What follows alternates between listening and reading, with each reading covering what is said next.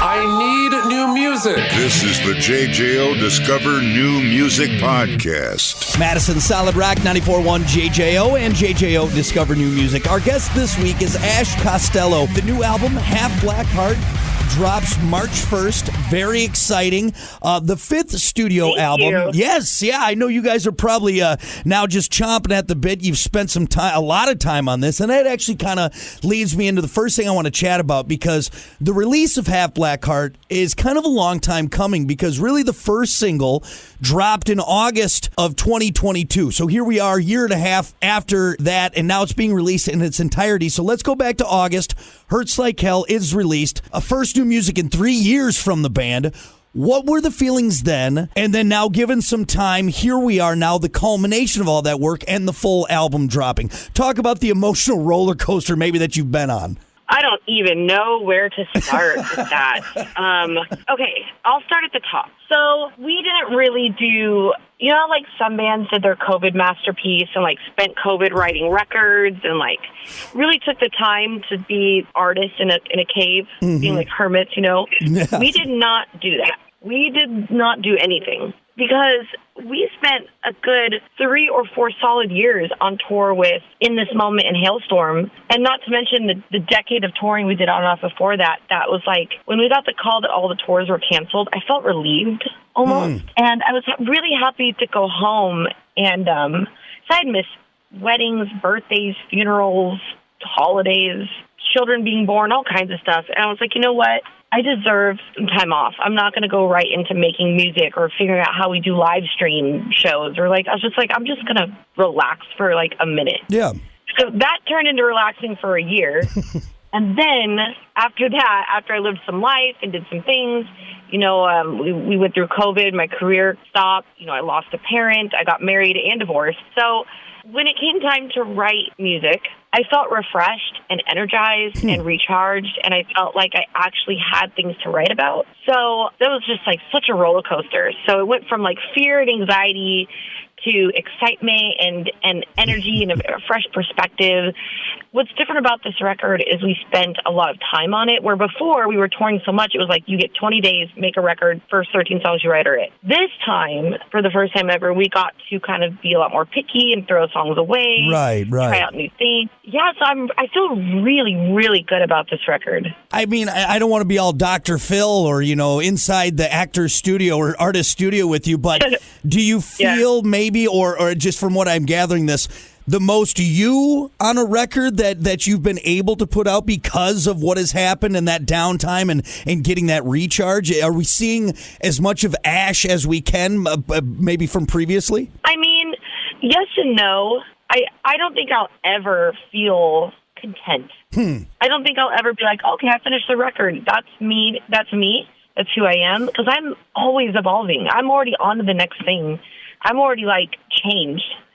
So, but but the album is a perfect snapshot of where I was writing that record. Yeah. For sure.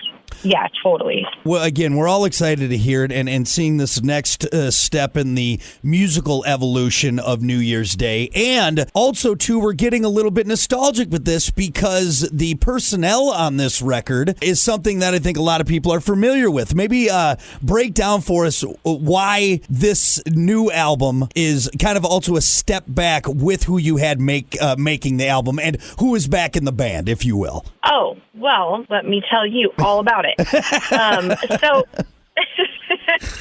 I don't know where to start with these. These are good questions. So, in 2015, when New Year's Day finally started getting its first taste of being taken seriously by, like, festivals and industry, was when we had our lineup with the Wolf Brothers. It's Jeremy Valentine and Brandon Wolf. And that's when New Year's Day really found its sound. You know, they were a big part of that. Mm-hmm. And although they were in the band for many years, they decided to leave the band in around 2018, which left me alone writing our record before this, Unbreakable, which had its pros and cons. I felt very lost without them. Mm-hmm. And so I had to use outside songwriters for the first time, which was an incredible experience. I learned so much. I was privileged enough to work with writers Scott Stevens, Blair Daly, and Mitch Marlowe, who Scott Stevens has number one with Daughtry as we speak right now. And so just like the best of the best.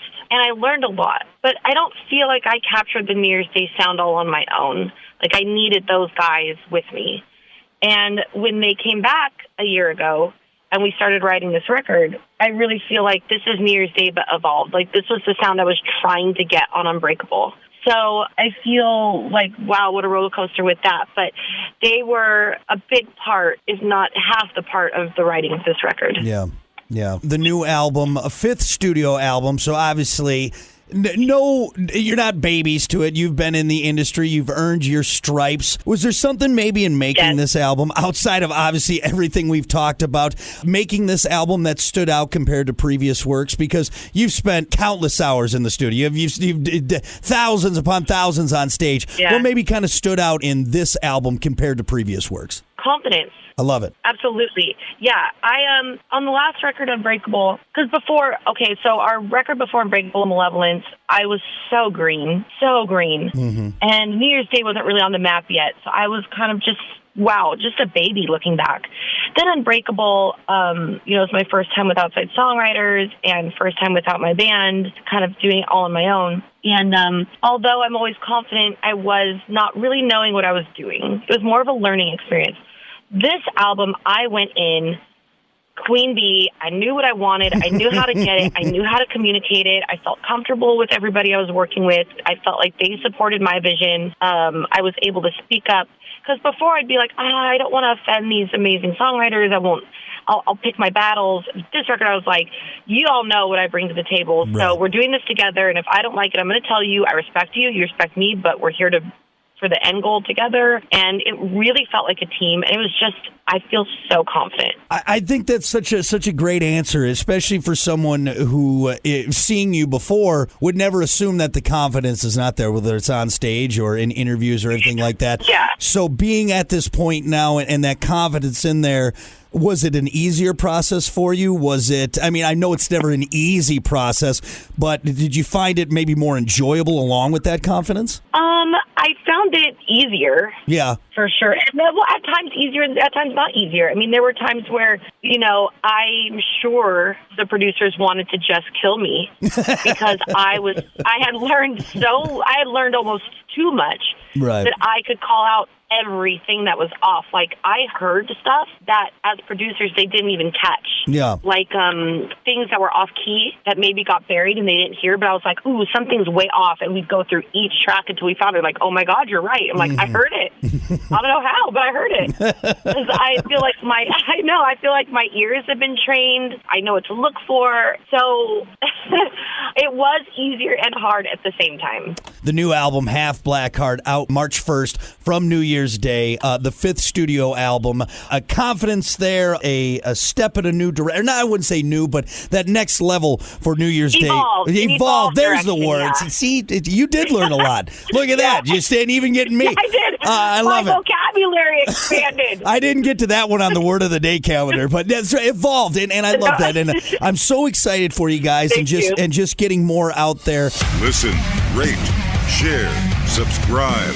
Discover new music now at WJJO.com, in the JJO app, or wherever you get your podcasts. Rock has a new interview every Thursday evening between 6 and 7. 94.1 JJO. I need new music. This is the JJO Discover New Music Podcast. Now, this question I ask everyone when we do Discover New Music, and I'm actually going to kind of rework it for you. I'm testing it out on you because I usually ask if you have a favorite track, and an answer I run into a lot is, it depends on the day, or, there are sometimes like, I love this one. So a favorite track / hey, you got to play one song for someone. What one song maybe are you going to pick on this new album that you want them to hear first? I'm going to play Vampire. Yeah. That's my favorite one. It is. It's just so beefy, and it's catchy, and the message is so great. And I just think it's a 10 out of 10 flawless song. That's my favorite. I think that's my favorite New Year's Day song in our entire catalog. Wow. Honestly, yeah. I love that, and I love the again the confidence you're bringing to that, because obviously you guys have a great catalog, a fantastic catalog full of unbelievable songs, and to have one maybe be now your new favorite in the entire lineup, I think that's super cool, and that's exciting for you guys. I feel really good too. That's a good feeling to have, right? Because I honestly, in my heart, feel like we've grown, which is a good feeling. That's so cool. I want to share with you, because you'll probably appreciate this. I recently interviewed Rob Halford of Judas Priest. Obviously, I don't need to say you see, you don't. I know I don't need to lead with from Judas Priest. Everyone knows, but I asked him that same question, and he picked the song he picked, and he described it as, it's just the audacity of that track, and I'm like, what a beautiful way. Which song? It was the title track, Firepower. I'd have to go, or what? It's off the new, but I just love that he described. And you kind of gave me that same answer with that, the beefiness. It's almost like that audacity of a song to just kind of get you going and beat you over the head and get it. I love it. I love that. I'm going to start saying it that way. From now on. Right. I mean, if it's good enough for Rob, it's good enough for all of us. Who gave that song the right to be that beefy? Right, exactly. I don't know. The audacity of that song. Well, again, I love that. For everyone, Half Black Heart out March 1st, New Year's Day. Very excited for it. And then I'm sure you guys aren't sitting still. You're going to be all over the place. What's coming up next for you? Next up, we have some secret shows we can't announce yet. They're still being locked in. And that's before our tour with Lacuna Coil. So we're rushing to get some things out there that are pretty sick. Awesome. And and then Lacuna Coil for the month, and then we can't tell you yet the other stuff. I wish you would even said that. You should have just said that. You should have said no comment, and I would have been better. Now we know that there's something amazing coming up, and we just have to wait now. We just have to wait. Good enough. All right. Yes, I love doing that. Better than nothing. Congratulations on the new album. Very exciting. Again, Half Black Heart, March 1st, New Year's Day. It's coming to us. Well, before I let you go, Ash, we got to do rapid fire now that the important stuff is out of the way.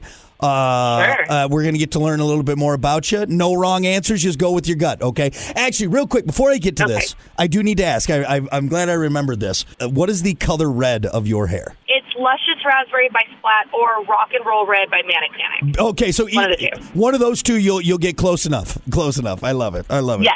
Yeah. Perfect. A very appropriate song name. Absolutely. All right. Now that our fashion tips are out of the way, beautiful. Okay, here we go. Mashed potatoes or baked potato? Mashed potatoes. All right. Disco or techno? Disco. Yeah, disco queen. Okay. Soaked jeans or damp socks? Soaked jeans. Wow, a lot. Actually, I think it's been 50-50 on that one. Both are miserable, but all right. Soaked jeans. Yeah. Would you rather see Bigfoot or the Loch Ness Monster? Ooh, Loch Ness Monster. Now, question for you. Have you ever had any weird Bigfoot, alien, extraterrestrial encounters? All the time. All the time. Are you being serious or are you messing with me? Time. Being serious or are you messing with me? No, I'm being dead serious. So last year I went to this convention called the Piedmont UFO and Alien Convention. And it's in Piedmont, Missouri. It's a town that has one bar and a funeral home. That's about it. That's all you need, right? And they have that's all you need. And they have this convention because in that area, that's where the most UFO abductions have been reported. So they have people who claim they've been abducted by aliens come in and talk about their experiences. And one of the common things is amongst them all is they feel like aliens know and can kind of find people who want to have experiences. And I am one of those people. It's like when I'm in New Orleans, I'm walking down the street going, vampires, like, I'm here. Just Where asking are you? for it. Just asking for or it. like when I'm in the cemetery, I'm like, ghost, you're here, show me a sign.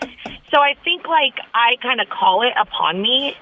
So I have had quite a few experiences over the years. That's because sometimes people like to have a gas at that. Maybe you go to that convention to have a laugh and poke fun at the hill people that supposedly got abducted. Yeah. That's like I tell you what, I was just sitting in my trailer and all of a sudden sucked me right up into a spaceship. Yes. But you're in it. You are legit with it. I like it. It honestly was a lot of camouflage overall happening at this convention. And one of the biggest people they talk about was the kind of purveyor of this convention. It was Bucky Nelson. And he said he was abducted over a span of 40 years with his dog, taken to multiple planets all the time. They came back to him all the time. Huh. And you're listening to it, and you're like, I kind of believe him. Like, his conviction is really like, I believe him. Oh. I don't deny it. I love it. All right, last one, and then I'll let you get back to your alien hunts or your ghost hunters. Would you rather fight one horse-sized duck or 100 duck-sized horses? One horse-sized duck. No, 100 horse-sized ducks? Duck-sized duck-sized horses, yes. Yeah, I think 100 duck-sized horses. I think that maybe that's more manageable. I mean, either way, it's going to be a good fight. Yeah, but I think you could hold your own either way. Either way, it's weird. Yeah, either way, it's weird. That's something maybe the aliens will have you do. They'll put you in a ring in an arena, and you have to fight them off. I like it. Who knows? Nothing would surprise me at this point. I love it. Ash, thank you for humoring me. More importantly, thank you for chatting new music again. Half Black Heart, March 1st, New Year's Day. Super excited for you guys, and it's always great hearing from you. Thank you so much. As always, thank you so much for your support, because without you, no one would give a crap about us. So thank you so much for being so supportive. Listen, rate, share, subscribe. Discover new music now at WJJO.com, in the JJO app, or wherever you get your podcasts. Rock has a new interview every Thursday evening between 6 and 7. 94.1 JJO. You can try it.